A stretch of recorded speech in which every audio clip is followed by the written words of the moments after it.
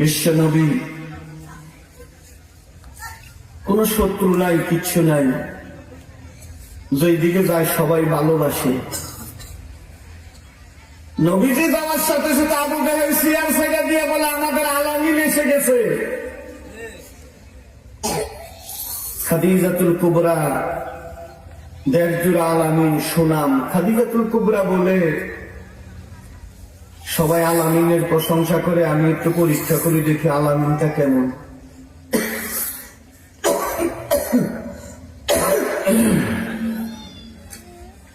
ভিতরে দেখে নিয়ে গেল। আলামিন পরীক্ষা করার জন্য বিশ্বনবীকে ব্যবসার দায়িত্ব দিলেন, মার্কেটিং অফিসারের দায়িত্ব দিলেন। সুবহানাল্লাহ। ব্যবসা করতে গেছে, অন্যরা ব্যবসা করে যা দিছে আমার নবীজি তার চেয়ে ডাবল বুঝাই দিছে। ডাবল বুঝাই দিলে মালিক খুশি হবে না বিরক্ত হবে? হ্যাঁ, খুশি হবে। ভিতরে ডাক্তার নিছে, মোহাম্মদ তো আসলেও আলামিন, ঠিকই আছে। সবাই আলামিনকে বিশ্বাস করে, আসলে সত্যি আলামিন। ভিতরে ডাক্তার নিয়ে বলছে, মোহাম্মদ জীবনে তো অনেকগুলো বিয়ে হইল, খালি স্বামী মইরা যায়,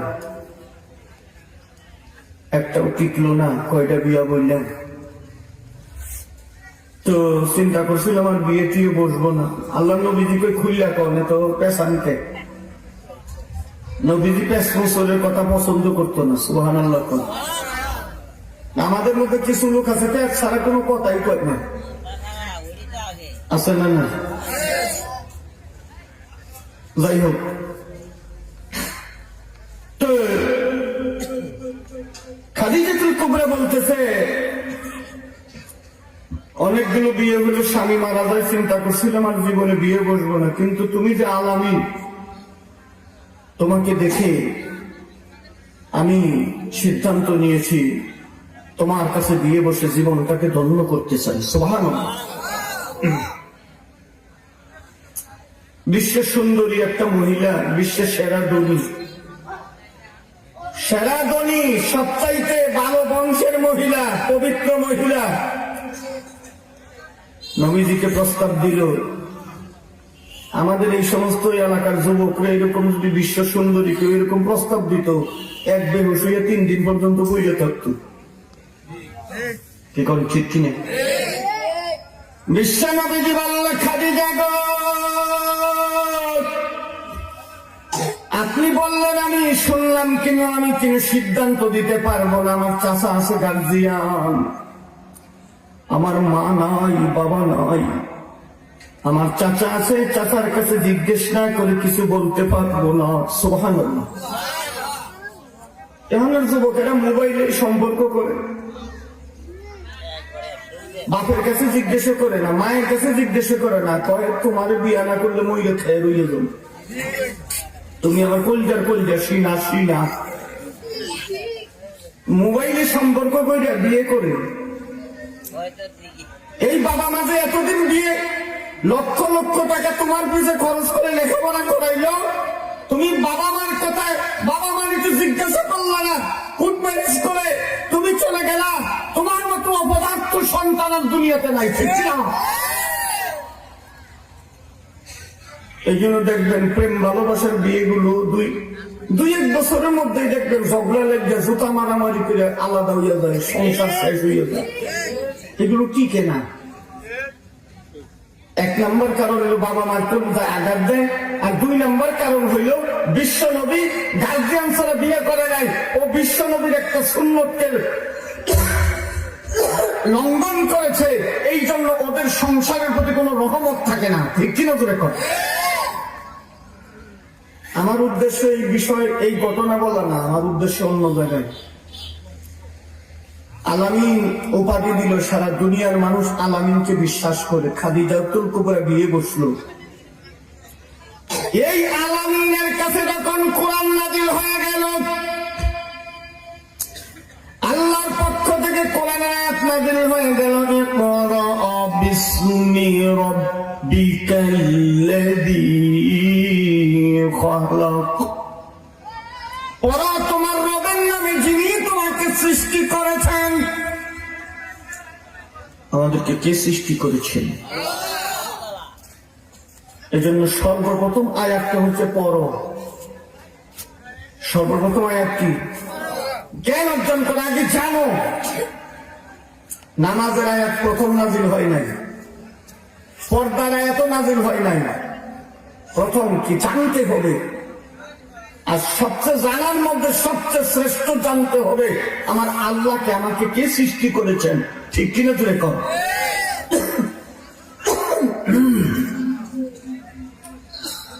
এখন তো পাহাড়ের দিকে তাকাইলে থাকে, পাহাড়ের প্রশংসা করে, পাহাড় যে মালিক সৃষ্টি করেছিল মালিকের দিক চিনে না। ঠিক কিনা জুড়ে কর।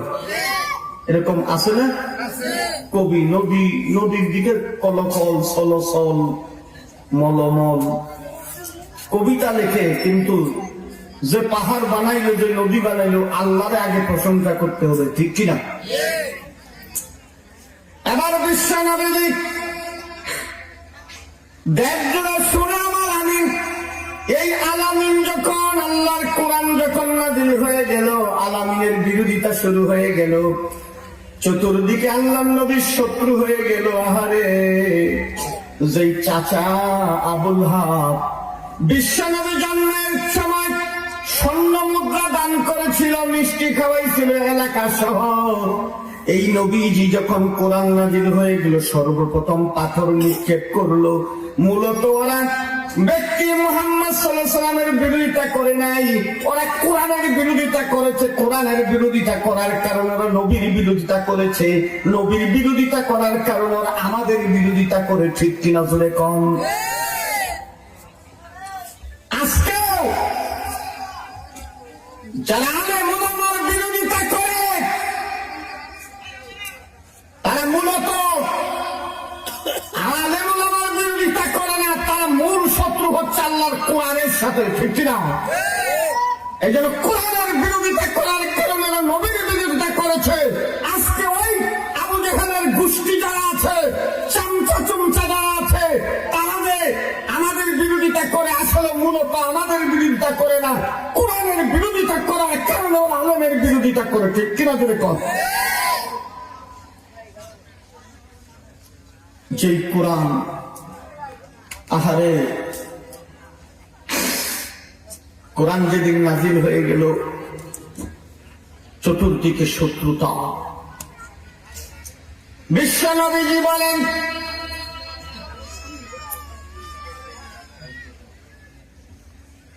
আপনাদের কষ্ট হচ্ছে? কথা বুঝতে পারতেছেন তো? অনেক মা বোনেরা এসেছে, আমি শুনেছি মহিলারা ওয়াজ মাহফিল আইয়া কয়, হুজুর আমগুর ব্যাপারে কিছু কয় না, বুঝাইয়ান না। সব কথাই তো সবার জন্য। কি কর মহিলা এই যে কথাগুলো বলতেছে, এটা কি মহিলাদের জন্য মানা কি নিষেধ? ওয়াজ একটাই। তবে মহিলাদের কিছু কিছু মহিলা আছে সংসারের ভিতরে। আমার কাছে এক মহিলা গেছে গত ৬-৭ মাস আগে, কয় হুজুর একটু পানি ভরার জন্য আসছি। কি এর পানি ভরা? কয় আমার স্বামীরা খালি চিল্লাচিল্লি করে, গালাগালি করে, একটু পানি ভরা দিবেন। আমার স্বামীরা লেলা লাগিয়ে বইরে থাকে, লেলা লাগিয়ে বইরে থাকবো, ব্যবসা বাণিজ্য চাকরি বাকরি কেমনে চলবো? কই কেন আমার মুখটা যাতে একটু লেলা লাগে গো। তো আমি বললাম, কি আপনার স্বামী কি করে? অনেক কিছু বললো স্বামীর বিরুদ্ধে, এটা করে ওইটা করে। আমি বললাম যে আপা, মহিলারা আবার আপা রাখলে খুশি হোক। যদি কন যে আপনার বয়সটা একটু কম কম লাগে, ইয়ং ইয়ং লাগে, প্রয়োজনে আপনার জমি লিখতে দিয়ে দিব।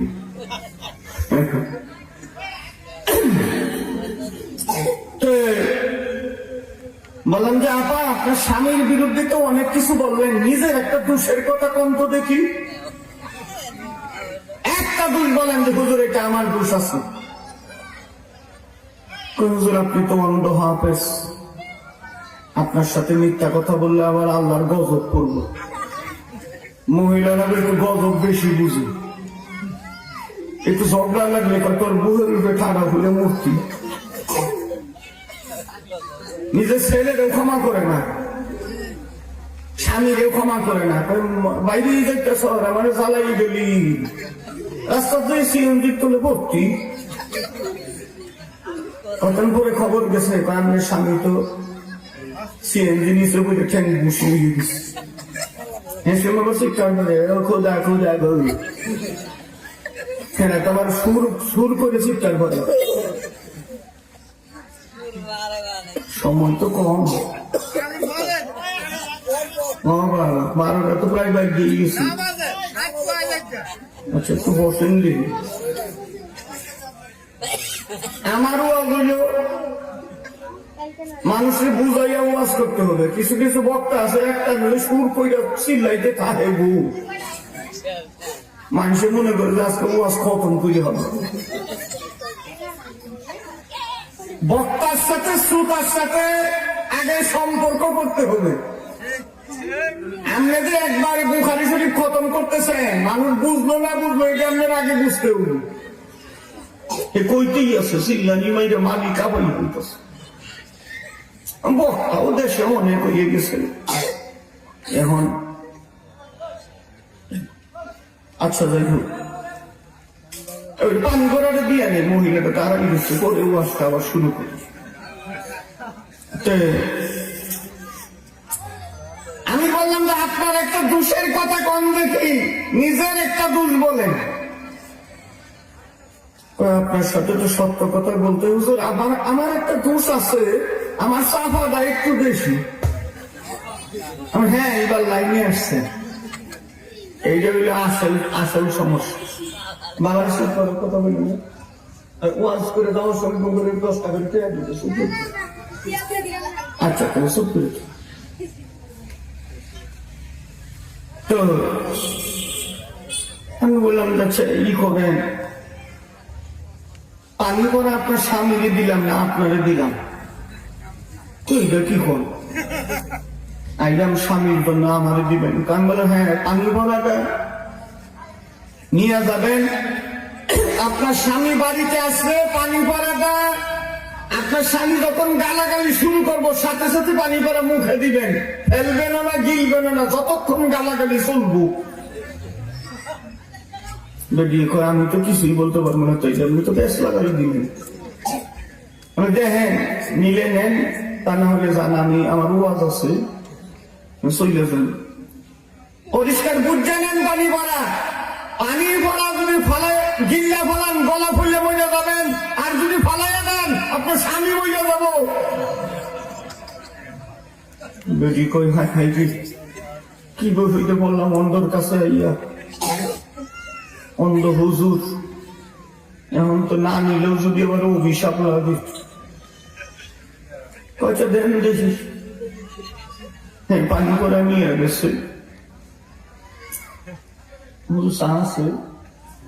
আমি তো চা খাই না ওয়াজে, কিন্তু আজকে একটু কাশিতে একটু ডিস্টার্ব হচ্ছে, আপনারা কি রাগ করবেন?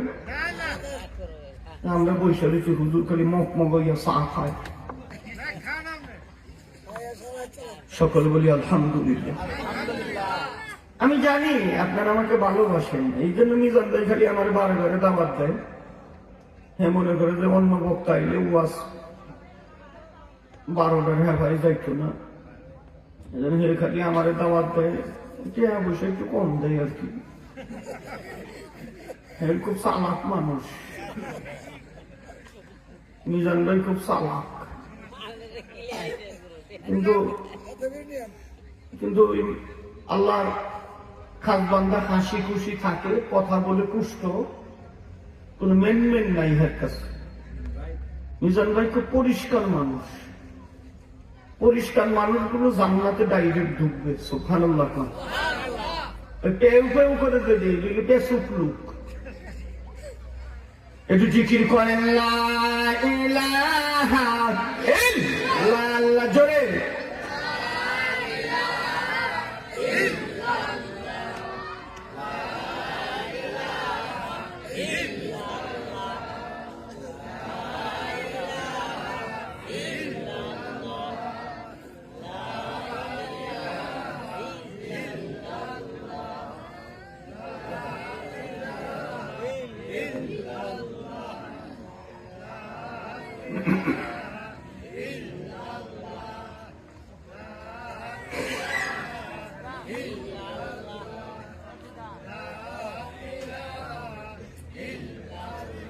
لا إله إلا الله محمد رسول الله صلى الله عليه وسلم কথা বললাম বাবা, আমি লম্বা আলোচনা করব না, কারণ আপনাদের কালকে আবার কাজ করতে হবে, ধান কাটা লাগছে। আল্লাহ আপনাদেরকে গরিব, কিছু কিছু মানুষ আছে অভাব বললে আল্লাহ আমার দেহে না রে, আল্লাহ মইয়া গেছে গো, আছে কিনা? কিয়ামতের ময়দানে হঠাৎ করে মানুষ দেখতে পারবে, হঠাৎ করে ফেরেশতারা জান্নাতের সামনে চাবি নিয়ে দাঁড়াই দিছে, জান্নাতের চাবি নিয়ে। হঠাৎ করে ফেরেশতারা দেখে কিছু লোক জান্নাতের ভিতরে গুনগুন করে গল্প করতেছে। ফেরেশতারা কয় চাবি আমগুলা তো তালা মারা, এটি ডুবলো কেমন? তালা খুললে দেখে লক্ষ লক্ষ মানুষ, বেশিরভাগ মমিসিংহা চালাক, মমিসিংহা মানুষ বেশি চালাক। বাইরে গেলে মমিসিংহের দেখে মানুষ ভয় পায়। সিলেট এক জায়গায় গেছি, এক দোকানের সামনে বসে চা খাইতেছি, একজনই জিজ্ঞেস করছে আপনার বাড়ি কিন্তু ময়মনসিংহ কি উঠতে গেল, আমি বলি এরকম ময়মনসিংহা মানুষ এই যে তর্ক মর্ক লাগলো সমানে বাড়ি শুরু করে, তো এইসবগুলো এরা ভয় পাইছে, মনে করছে আবার কোনো প্যাস লাগে, এরপরে অন্ধ মানুষ বাড়ি আন্দা গুন্ডা মানলে কোন নাহের মধ্যে লাগবে, চোখ লাগবে, এর দিকে আরো বেশি ডরাইছে। ময়মনসিংহে বলতে এটা এমনি আমি বললাম জান্নাতে ময়মনসিংহা না, ওটা আবার পরে প্যাস লাগাবেন হুজুর, জান্নাতে সব ময়মনসিংহা বাচ্চা বাচ্চা ঢুকাই গেছে। ফেরেশতারা কয় তোরা কেমনে ঢুকলি? চাবি আমাদের হাতে, তালা মারা, কই কেমনে ঢুকলি? কলার ওদের টান দিছে, ভাইগো ভাইগো, ফেরেশতারা টান মারছে, উড়িয়ে কয় এই কলার সাপ, মস্তানের বাচ্চা কলার সাপ। ফেরেশতা গুলো তুই তুই করে যাওয়া শুরু করছে, সাহস। জান্নাতে ঢুকছে তো ওদের তো ক্ষমতা আছে, তালা মারা এমনি ঢুকছে। হাই হাই ফুলসিরাতের 50,000 বছর রাস্তা, 50,000 বছর হিসাব দিছ, 30,000 বছর রাস্তা, ফুলসিরাতে 30,000 বছর, হাসরের ময়দান 50,000 বছর, কেমনে ঢুকলি? কে ঢুকাইল? লোকগুলো চিৎকার করে বলো ফেরেশতারা কি হিসাব দিব আমরা? আমরা তো দুনিয়াতে ঠিক মতো খাইতেই পারি না, হিসাব তো দিব। ওই যে এমপি মন্ত্রীরা যারা পালসার গাড়ি লইয়া ঘুরছে, যারা হাজার হাজার টাকা মাইরে নিয়ে ভারতে লইয়া পলাইয়া রয়েছে, এরা তো হিসাব দিবে। আমরা কিসের হিসাব দিব? ঠিক মতো খাইতে পারি নাই, সকালবেলা খাইলে দুপুরে খাইতে পারি নাই, রাত্রেবেলা ঠিক মতো খাইতে পারি না, আলু ভর্তা বেগুন ভর্তা খাইতাম, কিন্তু আল্লাহর ইবাদত করতাম, আল্লাহরে ভুলতাম না, নামাজ 5 ওয়াক্ত পড়তাম, আল্লাহরে ডাকতাম। এই জন্য আমার আল্লাহ আমাদেরকে ডাইরেক্ট জান্নাতে ঢুকাইয়া দিছে। সুবহানাল্লাহ। আমাদের ঘরে সুর ডক্টর, সুরে আমাদের ঘরে কোনো কিচ্ছু পাইতো না। সুরে কয় মগার বাচ্চার ঘরে ঢুকলাম কষ্ট কইরা, এত কষ্ট কইরা কিচ্ছু পাইলাম না, কিচ্ছু নাই, সব খাইয়া শেষ করে বলছে। মগার বাচ্চা কিচ্ছু রাখছে না, ডেলি যা কামাই করে তাই খায়। মগারে তোর ঘরে ঢুকছে কিচ্ছু পাইলাম না। যাওয়ার সময় সুরে কয় দেখি বাতের ডেকে কিছু আছে নাকি, দেখি যে পান্তা ভাত খেয়ে সুর কয় গায়ে একটু শক্তিটা কইরা নি, একটু পান্তা ভাত খাই যায়। মগা কাল কাজাতে না খাইয়া থাকে। সুরে আমাদের ঘরে কিচ্ছু পাইতো না, আমাদের ঘরে সুর কি ঢুকছে হতাশ হয়ে যাইতো, কিন্তু আল্লাহরে বলি নাই। এই জন্য আল্লাহ নিজের কুদরতের মাধ্যমে জান্নাতের তালা খুললা আমাদেরকে ঢুকাইয়া দিছে। তোরা বুঝবি কেমনে? আমরা হইলাম আল্লাহর প্রিয় বান্দা। জোরে জোরে কোন সুবহানাল্লাহ। তো গরিবরা আল্লাহ দেখতে পারে না, আল্লাহ মরে গেছে, বুড়া হয়ে গেছে, এই সমস্ত কথা বলবেন? আপনি শুকরিয়া আদায় করবেন। আপনারা যে গরিব বানাইছে, আল্লাহ আপনার জান্নাতের রাস্তা আগাইয়ে দিছে। কিন্তু কিছু কিছু নাডা গরিব আছে, নাডা জীবনে আল্লাহর সিজদা দেয় না। কোন রকমের সাহায্যে কামাই করতে পারলে নাক বেঁচে এমন ভাবে ঘুমায়, মনে হয় টাকা যাইতেছে ঘরের পাক দিয়া। এখন আসলে না, আপনি গরিব হয়েছেন, আল্লাহ শুকরিয়া আদায় করবেন। আপনি কোন রকমের লাইনে টিকে থাকবেন, আপনাকে আল্লাহ ডাইরেক্ট জান্নাতে ঢুকাইয়ে দিবে। ও ওই যে মহিলাটার তো আবার পানি ভরানি, তো আইসা বলছে এইদিকে, আচ্ছা দাঁড়ান। মহিলারে বললাম আপনি নিলে নেন, কয় আচ্ছা নিয়ে যাইতেছি হুজুর। পানি ভরা নিয়ে গেছে, বেড়া এসে গালাগালি শুরু করছে, পানি ভরা মুখে দিছে। এখন তো বেড়া খালি গালাগালি করে, হে খালি চাইয়া থাকে। বেড়াইকে কেন খালি চিল্লা চিল্লি করতো, আজকা খালি চাইয়া থাকে, কথা কয় না। ব্যাপারটা কি ভালো হয়ে দিল কেন? দ্বিতীয় দিনও একই অবস্থা, বেড়া অর্ধেক গালাগালি করছে, একা কত করা যায়। তৃতীয় দিন বেড়া কয়, তোর কি হয়েছে রে বউ? বউ রে তোর কি হয়েছে? তুই তো খালি শীত পারস, তুই কেমনে বালা হইলি? মাথায় তোর আর কোনোদিন গালাগালি করতাম না, তোরে ছাড়া বাঁচতাম না, গালাগালি যাই করি, তোরে মানি যাই করি, তোরে আর গালাগালি করতাম না, আমি বালা হয়ে গেছি, তওবা করলাম, তুই কেমনে বালা হইলি? সত্য কথা কো। বেটি পানি পরে ফালাই দিয়ে অন্ধ হবে, তোর পানি পরে বালা হইলি। মা বোনের পরিষ্কার জেনে রাখেন, আগামী ঈদে বাজার কি হবে, রোজা কিভাবে হবে, কি কিনতে হবে, এই চিন্তা আপনার না, আপনার স্বামীকে করতে হয়।